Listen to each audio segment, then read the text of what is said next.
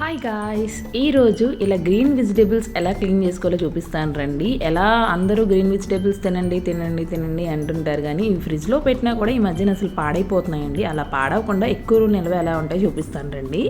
ఇలా ముందుగా పాలకూర తీసుకొని అయితే పాలకూర బాగా కింద కాడలు ఉంటాయి కదండి, అవన్నీ కట్ చేసుకొని ఇలా ఒక బాక్స్ కంటైనర్లో పెట్టుకోవడం బెస్ట్ అండి. కవర్స్లో కట్ట పెడితే వేరంగా పాడైపోతాయి. అసలు కొత్తిమీర కూడా శుభ్రంగా ఇలా కాడలన్నీ కట్ చేసుకొని పండిన ఆకులన్నీ తీసుకొని కుళ్ళిన ఆకులు కూడా తీసుకొని ముందు సపరేట్ పెట్టేసుకోవాలి. కింద బాక్స్లో చూపిస్తున్నట్టు కింద కూడా పేపర్ వేసుకొని కూడా ఒక పేపర్తో కవర్ చేసి ఫ్రిడ్జ్లో స్టోర్ చేసుకుంటే చాలా 2 weeks వరకు ఫ్రెష్గా ఉంటుందండి.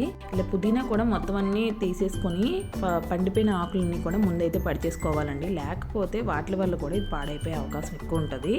ఇంకా పుదీనా కూడా సేమ్ అండి, కొత్తిమీర లాగే పైన ఒక పేపర్ కింద ఒక పేపర్ వేసుకొని మంచిగా స్టోర్ చేసుకోవాలి. చిల్లీస్ అయితే పైన ముచ్చుకలన్నీ తొలగించుకొని ఇలా కొంచెం కట్ అయినవని మెత్తబడినవి ముందైతే తీసేసుకోవాలండి. వాటి వల్ల కూడా పాడైపోతాయి. ఇంకైతే వాటర్లో వేసుకొని బాగా అయితే కడుక్కుంటానండి. చిల్లీ అయితే ముందే కడిగేసుకొని ఇలా ఒక క్లాత్ మీద వేసుకుంటానండి. కొంచెం మారిన తర్వాత బాగా కూడా క్లాత్ తో కొంచెం తుడుచుకొని తడి లేకుండా తుడుచుకొని ఇలా ఒక బాక్స్ తీసుకొని పేపర్ కింద వేసుకొని పైన కూడా వేసుకొని స్టోర్ చేసుకున్నామంటే 2 weeks వరకు ఉంటాయండి. టిప్ నచ్చితే ఫాలో అయిపోండి. బాయ్.